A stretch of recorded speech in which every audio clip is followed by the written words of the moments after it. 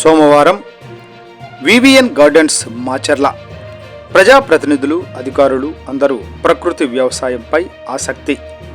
DPM K Amalakumari, Palnadu జిల్లా ప్రకృతి వ్యవసాయ విభాగం. ఈరోజు పల్నాడు జిల్లాలో మాచర్ల నియోజకవర్గం ప్రజా సమస్యల పరిష్కార వేదిక కార్యక్రమాన్ని ఈరోజు నిర్వహించడం జరిగింది.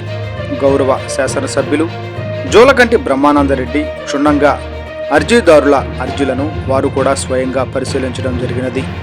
ఈ కార్యక్రమంలో భాగంగా పల్నాడు జిల్లా collector P Arunbabu, IAS joint collector Suras Dhanunjay, DRO Murali, అలాగే పల్నాడు జిల్లాలోని అధిరత మహారథులందరూ ఈ కార్యక్రమంలో పాల్గొని అన్ని ప్రజల సమస్యలు స్వయంగా తెలుసుకుని దరఖాస్తులు సేకరించడం జరిగింది.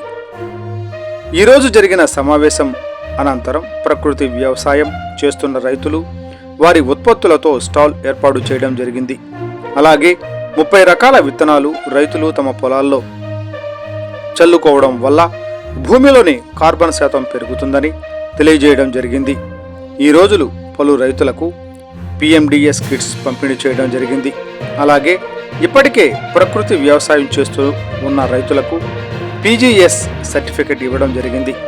కాబట్టి రైతులందరూ ప్రకృతి వ్యవసాయ బాటలో నడిచి వారి ఆరోగ్యాన్ని, వారి భూముల ఆరోగ్యాన్ని కాపాడుకోవాలని పల్నాడు జిల్లా కలెక్టర్ పి అరుణ్బాబు జిల్లా రైతులకు తెలియజేశారు.